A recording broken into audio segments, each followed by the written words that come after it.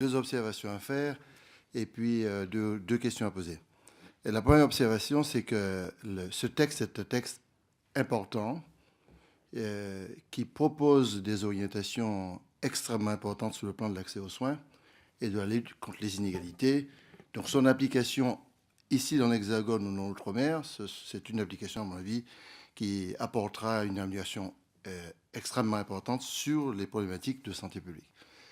La deuxième chose, en écoutant Monique et en ayant lu attentivement son rapport, ce qu'elle vient de dire montre bien, et Madame la Ministre, vous n'avez pas nié cela, ainsi que Monsieur le Président, qu'il y a un décalage assez important, signalé, même très important, en matière d'accès aux soins et de politique de santé publique entre l'Outre-mer et l'Hexagone.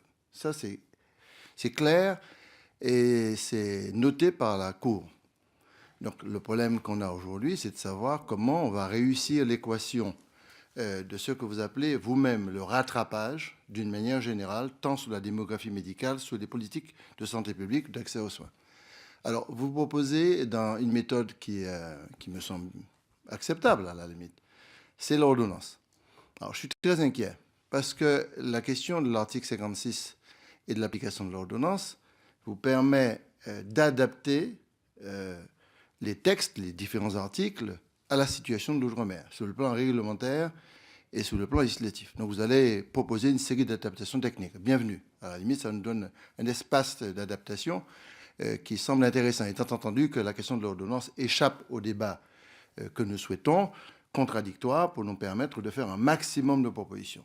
Mais Madame la Ministre, je vous fais une observation et une proposition. La question de l'ordonnance ne règle pas, et ne réglerait pas la question du rattrapage.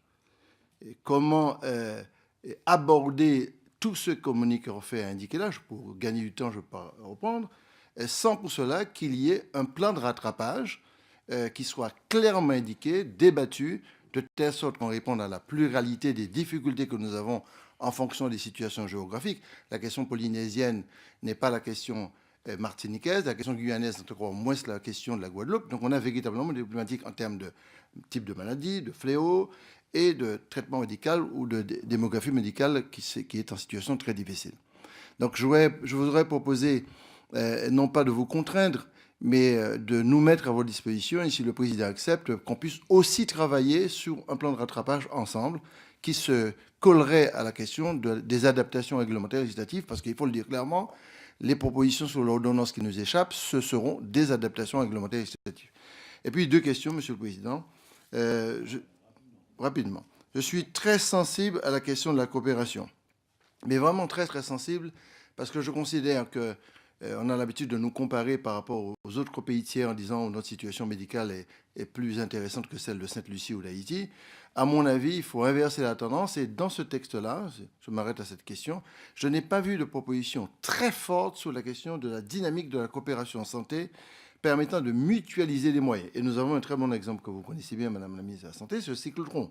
Et je défends l'idée qu'on ne peut pas faire des investissements extrêmement importants en Martinique, en Guadeloupe ou ailleurs, sans tenir compte du bassin géographique de proximité. C'est la même chose, je suppose, pour les autres régions. Ça permettrait d'amortir cette dynamique-là et de créer une dynamique d'économie liée à la politique de santé extrêmement attractive. La dernière chose, comment peut-on régler, notamment pour nos différentes régions, la question du déficit abyssal qui a été signalé récemment, c'est près de 200 millions d'euros pour la Martinique, en plus des problèmes de trésorerie. Ça fait partie des enjeux qui sont liés au rattrapage que j'indiquais au départ. Merci Serge.